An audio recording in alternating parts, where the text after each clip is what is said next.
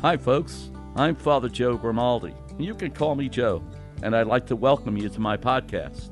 But now, here's our host and friend, Ken Calvert. Hi, everybody. I'm Ken Calvert alongside Father Joe Grimaldi, and once again, we would like to welcome you to the Father Joe Grimaldi podcast.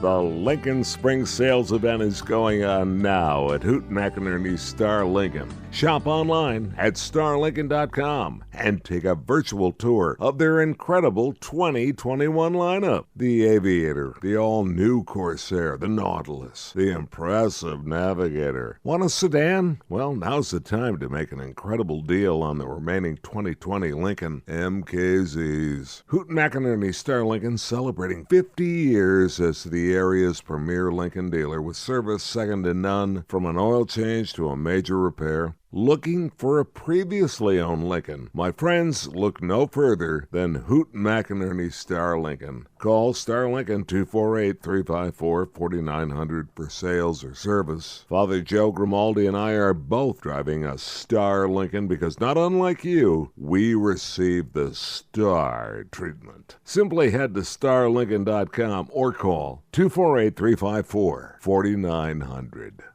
I had my annual physical about a week ago, and my doctor's a Brother Rice grad, and any opportunity I get to mention Brother Rice High School, located in Bloomfield Hills, Michigan, by golly, I'm going to do it. You were once the principal there.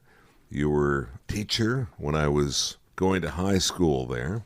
And while we were going about the various elements of the physical, we started talking about the fact that with the family of parishes now starting to grow legs and establish itself, and July 1st, I believe, it will officially kick in. Yeah, the phase one will. Phase one will kick in. He was lamenting the fact that his pastor was leaving his church to become the pastor of this family of parishes, I believe, outside of the church where he attends. And he was really kind of like, oh, we're going to miss this fellow so much. We adore him. Do you hear that very often? Every time a pastor is moved. Mm-hmm. Not always, but many times, that's going to be a comment. Now, you brought in the family of parishes, but that happens anyway, regularly, when a priest is moved from one parish to another. Particularly since if that priest has been in the one place for 16 years, he's established a whole following that some people just don't want to see changed. And so when he moves, people are going to lament, for the most part. Mm-hmm. For the most part. You know, with what's that old joke, that's what they said the last time, but of course he never left. Right. Yeah. But anyway, so the thing is this, that many people are going to feel that way. It's interesting that the church, in establishing new regulations on how people establish themselves in a particular parish, what it does is this.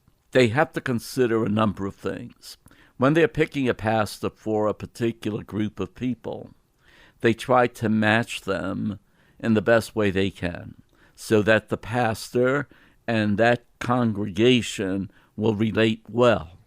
There's certain pastors that do not have the gifts that would contribute that kind of a relationship, so they don't assign him there. They would assign him somewhere else. So they do assign the pastor who relates to the group of people that are there. Now, another thing that happens and is considered is that this is a grandfather clause, that these people have been able to stay in the one parish for over 6 years. Because after 6 years, there's supposed to be a move. Mm-hmm. If not 6, 12. And so anybody who's there for more than 12, well, you know, they're well ahead of the game, if you want, because usually they should be gone. But they grandfather them in for one reason or another. And I'll give you an example. Suppose you have Father X, who's very good at fundraising, and he's able to come up with money for the parish and for the whole congregation from nothing. And so they don't want to move him so easily. And so who's the they? The powers that be. But then again, here's another consideration that has to be mentioned. New blood is always good for any place. Now, for example, at a school situation where you have a religious order, there is a very tight 6-year rule. At least there was. Now it's hard to find principals and so on. But in any case, what they would do is after 6 years, they would have to move no matter what.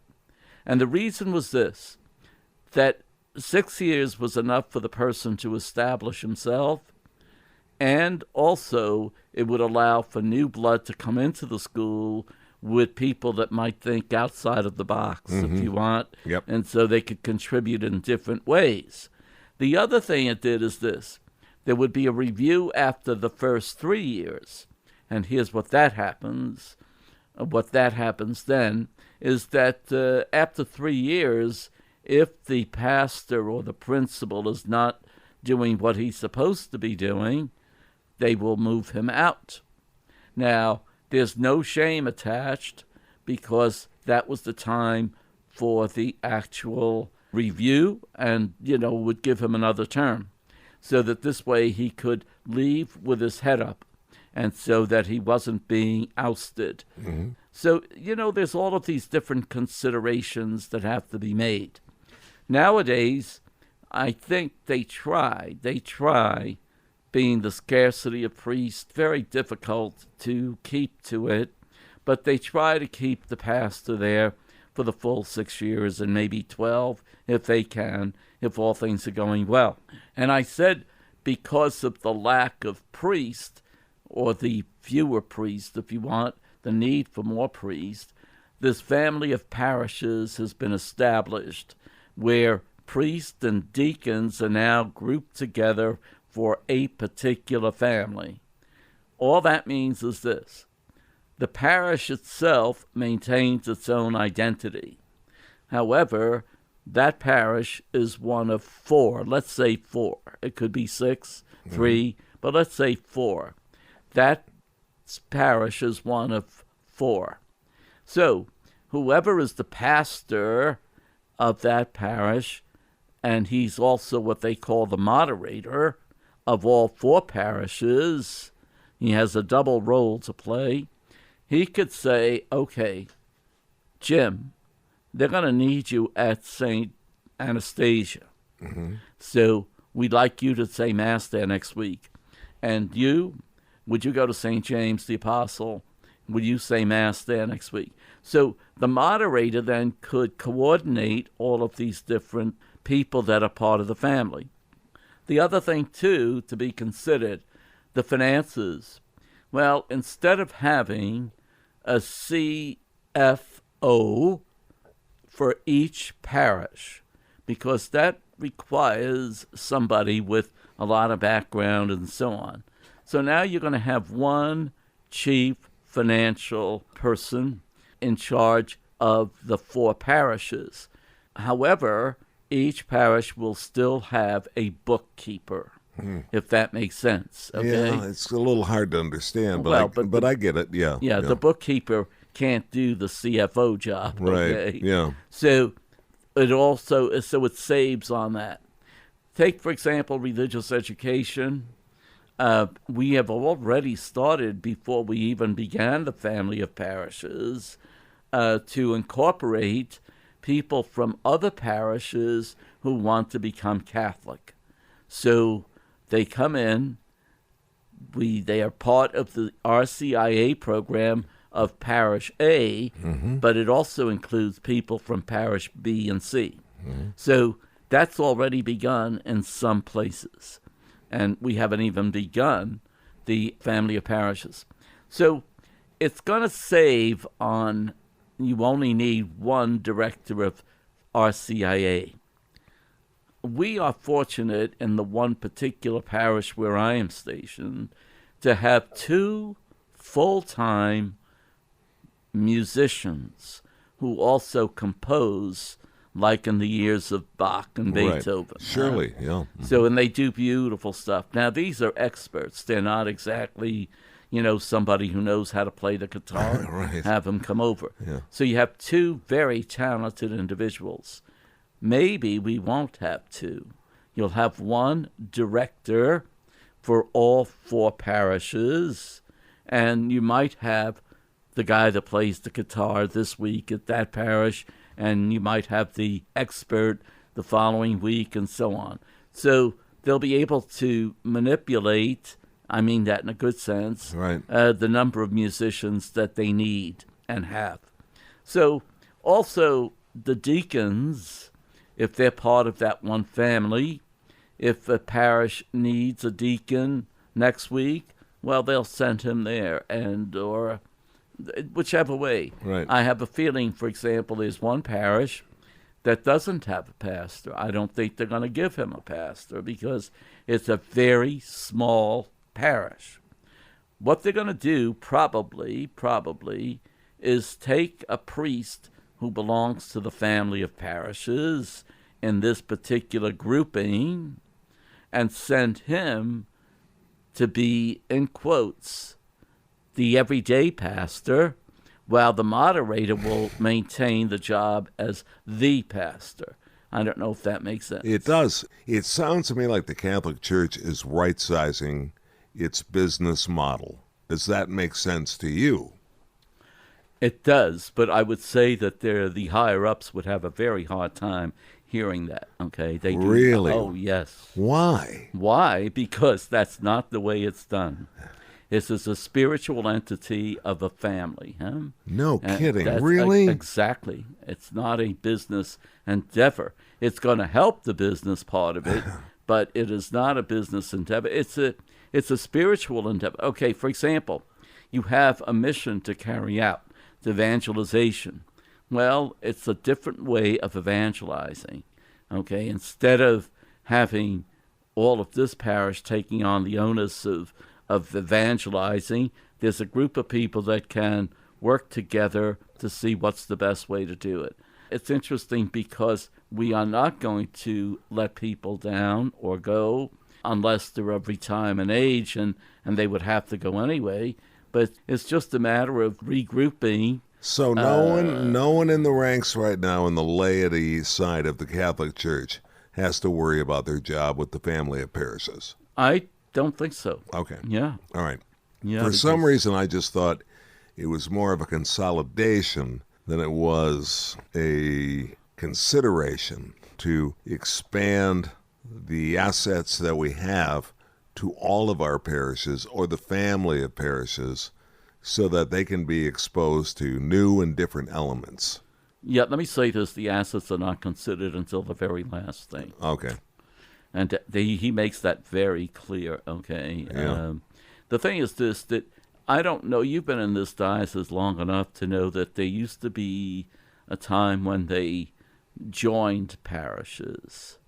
That's a whole different way of doing things, and they didn't want to get into that, where you would have one pastor taking care of the 2 parishes. Well, and don't forget about when they were closing parishes. Closing them as well. Yeah, and so, you'll now be attending St. Michael's as opposed to St. Peter's. Yeah, but this is not to be considered a similar way of doing things. Huh?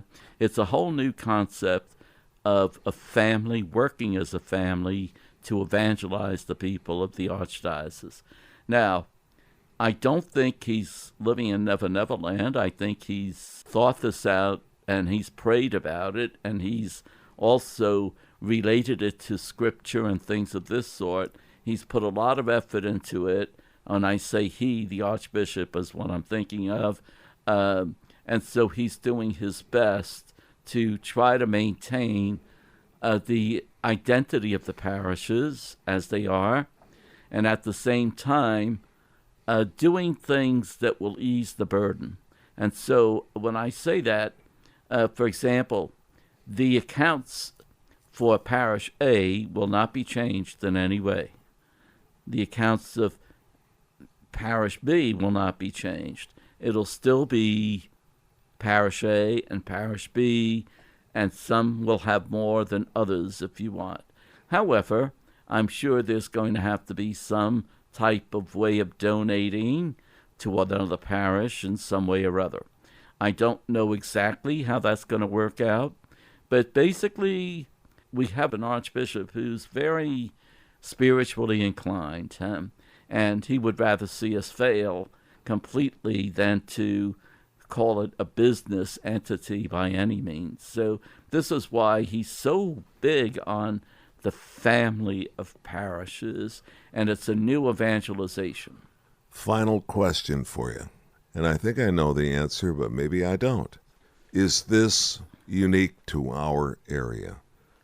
To our area, you mean the family, Michigan? The family of parishes. Michigan, yes. Okay. However, it exists in other places. Oh, it already has been. Oh, yeah. This is not something new. So this is not something new. I just want to get back a little bit to what we said with the opening, which was, I think, your thought. Yes, there's always going to be that whole thing of missing our pastor whom we've gotten used to. We know him, he knows us.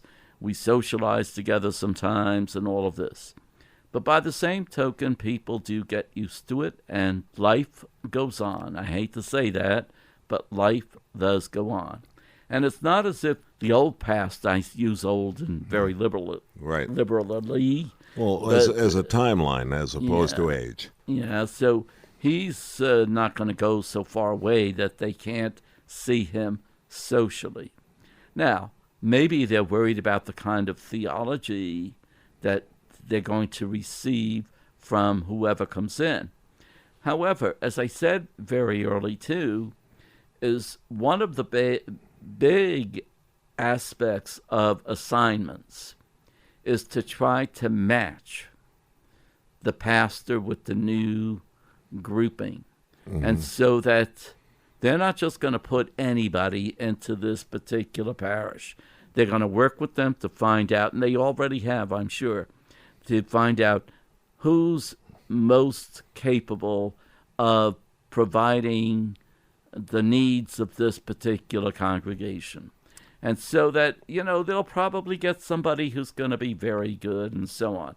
Now, you speak about the other parish where I work. You have an excellent fundraiser. I mean, he's done marvels, okay? He's been there 37 years. Long time. Very long time. Whoever comes in, and we know his name already, but the thing is this, that he's also very capable in doing that kind of thing. Mm-hmm. And so that I'm sure they had to give it a lot of thought on who was going to replace the pastor at parish A. So basically, they do give it a lot of consideration. Yeah. It's behind the scenes that this goes on. Fascinating, and it does remind me, if I can draw from a sports metaphor, sure, a baseball manager. You know, the kind of guy that gets along well with the media. His players love him. He gets the most out of his players when his predecessor may have been not so good with the press, but got everything out of the players. But you see where I'm going with that. Sure. And that's why managers in baseball, no matter how good or bad they are, but especially if they're really good, they eventually hit a wall, a timeline when it's time to move on and have a fresh face in the organization. I can look at it in my church as a fresh face within the organization. Sure. And the past pastor, did a wonderful job, and you got some mighty big shoes to fill, but come on, join the family. But isn't that going to happen if somebody is old and dies? Yes. So it's not as if this person is a teenager. I mean, he's 37 years, he could baptize me, marry me, yes, and then baptize 3 or 4 of my children. So, wow. Good discussion. That was, thank you. Nice job. You're very welcome. You got a prayer? Sure. What are we praying for today? I'd like to pray as we approach the light at the end of the tunnel. Yeah. We want to ask for God's blessings, not just on ourselves, but, I look at poor India, and when I say poor with a capital P, because they're already poor to start with, and of course, with this COVID hitting them like you wouldn't believe, it's even worse. But all of the people throughout the world who are suffering with other things too, whether it be racism right here in the United States or whatever it might be. Mm-hmm. The blessing of the Lord rest and remain upon all his people in every land, of every tongue. The Lord meet in mercy all that seek him. The Lord comfort all who suffer and mourn. The Lord hasten his coming and give us, his people, the blessing of peace. Amen. This is Father Joe Grimaldi, and I look forward to seeing you next time on the Father Joe Podcast. If you'd like, you can email us. It's frjoepodcast@gmail.com. That's frjoepodcast@gmail.com. We're also on Facebook. Simply search Father Joe Grimaldi. And thanks for listening, everyone.